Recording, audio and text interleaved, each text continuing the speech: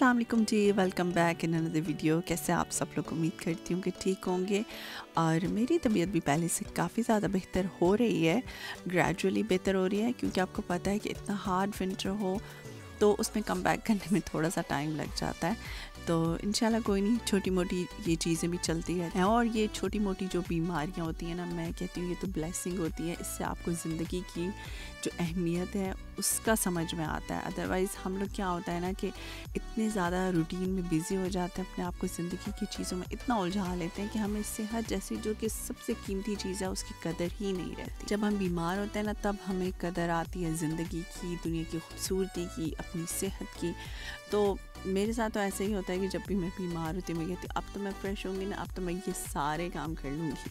अच्छा, मेरे साथ ऐसा है ना कि जब भी मैं बीमार होती हूँ तो मेरे प्लान्स पहले से भी ज़्यादा बढ़ जाते हैं, और फिर ना मुझे जल्दी ठीक होने की जल्दी हो जाती है कि अब मैं जल्दी जल्दी ठीक हूँ ताकि मैं अपने टास्क कंप्लीट करूँ। आपने देखा आजकल इतनी ज़्यादा स्नो हो रही है, इतनी ज़्यादा ठंड है ना, लेकिन भाई जो कुछ भी हो जाए, चाहे स्नो हो जाए, चाहे तूफ़ान आ जाए, चाहे बारिश हो, इन सब चीज़ों का यहाँ की रूटीन लाइफ पे कोई इम्पैक्ट नहीं पड़ता, नेवर। किसी इंसान के माइंड में ये चीज़ आ भी नहीं सकती कि नहीं बारिश हो रही है तो मैं ये काम करने नहीं जा सकता हूँ। नो, जो बच्चों की टाइमिंग्स हैं, जो भी किसी की ड्यूटीज़ हैं, उन्होंने जो जॉब करनी है वो उन्होंने जाना ही जाना है, कभी भी किसी वजह से भी काम नहीं रुका। तो यहाँ की ज़िंदगी ऐसी है कि कोई भी इंसान काम किए बगैर नहीं रह सकता, चाहे वो औरत हो, मर्द हो, बच्चा हो या बड़ा हो। ये तो एक कॉमन सी बात है कि औरतें भी काम करती हैं, मर्द भी काम करते हैं, लेकिन यहाँ पर जब बच्चा 8th क्लास में आ जाता है ना, तो उसे भी प्रैक्टिकल छोटी मोटी ग्रॉसरी स्टोर्स में ऐसी जॉब दी जाती हैं, प्रैक्टिसेस, जिससे उसकी जॉब करने की प्रैक्टिस होती है। और सिर्फ ऐसे ही नहीं कि उसे सिर्फ एक प्रैक्टिस दे दी जाती है, वहाँ पर उसका बिहेवियर वगैरह, उसकी जो टाइमिंग्स हैं, पंक्चुअलिटी है, वो उसकी सब कुछ नोट डाउन हो रही होती है।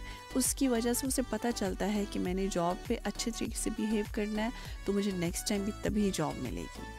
मैंने स्वीडन की ज़िंदगी से बहुत कुछ लर्न किया कि जब मैं पाकिस्तान थी ना, तो पाकिस्तान में नॉर्मली हम लोगों का ये है कि हमें कोई छोटी सी भी तकलीफ़ हो जाए उसको वहाँ पर बहुत बड़ा कंसिडर किया जाता है कि उसकी वजह से मे भी काम रुक जाते हैं, और चीज़ों को, ये छोटी छोटी चीज़ों को बहुत ज़्यादा अहमियत दी जाती है। लेकिन यहाँ पर आप देखें कि स्नो इतनी ज़्यादा है कि रास्ते कभी नहीं पता चल रहा है कि कौन सा फुटपाथ है, लेकिन उसके बावजूद जिन्होंने कुत्तों को घुमाना था वो कुत्तों को घुमा रहे हैं, जिन्होंने अपने काम करने थे वो काम कर रहे हैं। ये एक गाड़ी भी होती है जो कि स्नो हटाती है फुटपाथ से, और इसके बैक साइड पे साल्ट भी होता है कि जो कि वो रास्ते में डालती जाती है, जिसकी वजह से स्नो मेल्ट हो जाती है। खैर, कम टू द पॉइंट, जैसा कि मैंने अभी कहा कि मैंने स्वीडन की ज़िंदगी से बहुत कुछ सीखा है। वहाँ पर बहुत कुछ अच्छाइयाँ भी थी, लेकिन साथ थोड़ी मुश्किलात भी हैं। और ज़ाहिर सी बात है कि हर चीज़ के साथ जो भी आपके नेगेटिव पहलू होते हैं वो भी होते हैं।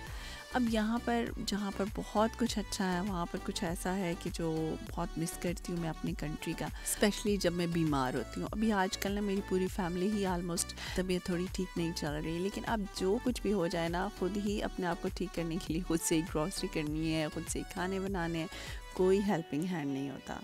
अगर मैं अपना सोचूं, मैं पाकिस्तान में इतनी बड़ी कामचोर हुआ करती थी, लेकिन स्वीडन की ज़िंदगी ने मुझे इंसान बनाया। अच्छा जी, मौसम तो काफ़ी ख़राब था और मेरा बाहर निकलने को बिल्कुल भी दिल नहीं कर रहा था, लेकिन मुझे घर की ज़रूरत की चीज़ें लेनी थी, तो बस यहाँ पर ना मैं लिडल आ गई थी।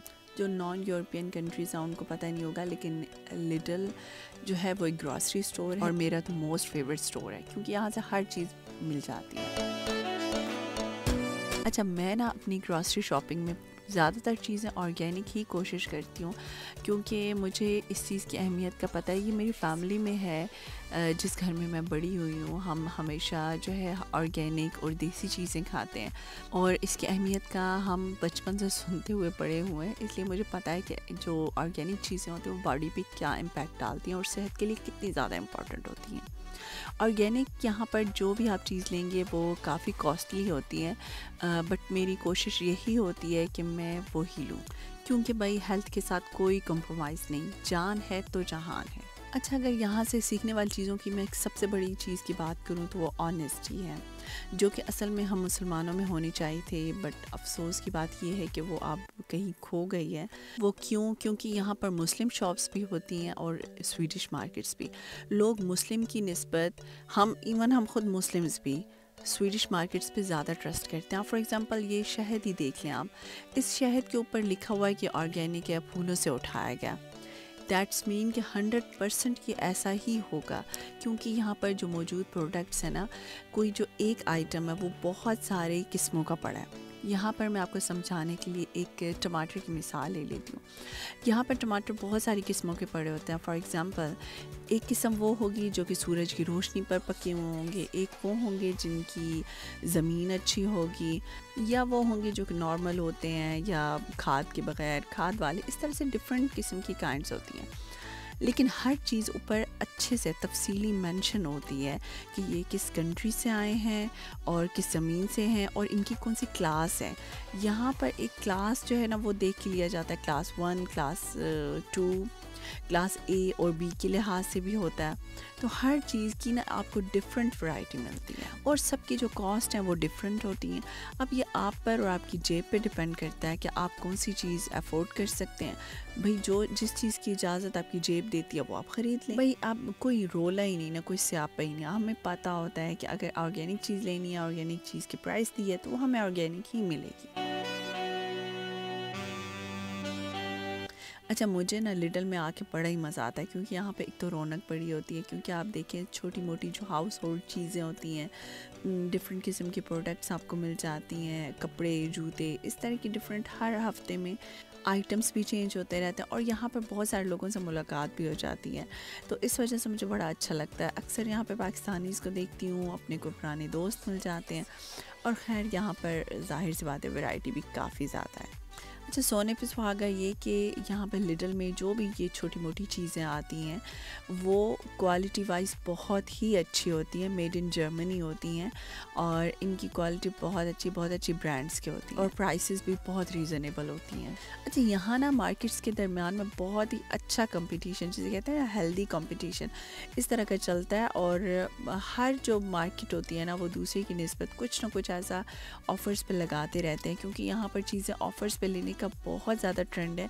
यहाँ पर ऐसा नहीं है कि जो चीज़ आपका बस दिल चाहा मुंह उठा के चले गए और वो चीज़ ख़रीद के ले आओ। थोड़ी सी भाई प्लानिंग होती है कि अच्छा ये चीज़ है, ये इस मार्केट में इस प्राइस पे है, दूसरी मार्केट में इस प्राइस पे है, तो अगर जहाँ से उसकी कम प्राइस है तो ऑब्वियसली वहीं से ही बाई की जाती है। अवाम इतनी बाशऊर है तभी ये मुल्क इतने तरक्की पे है, तभी तो यहाँ पर कोई किसी को लूट नहीं सकता। तमाम मार्केट्स भी एक दूसरे के साथ हेल्दी कंपटीशन करती हैं।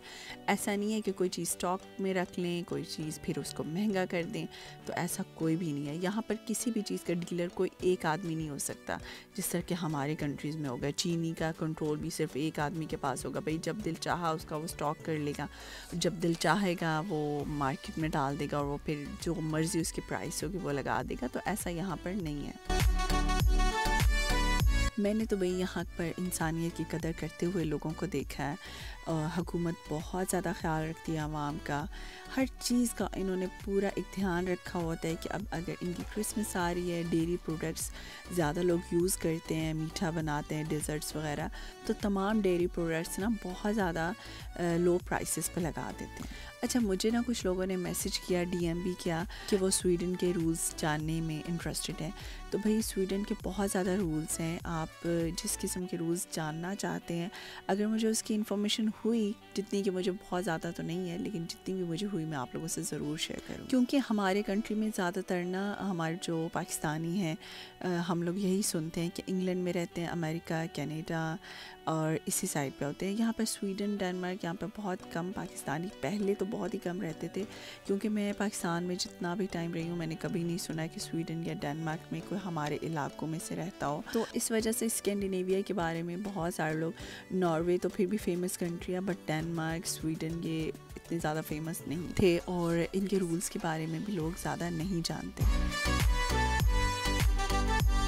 अच्छा, अगर कोई स्वीडन में रहता है और वो देख रहा है तो एक छोटी सी मेरे पास इन्फॉर्मेशन है, मैंने सोचा वो शेयर कर दूँ, मे भी किसी को ना पता हो।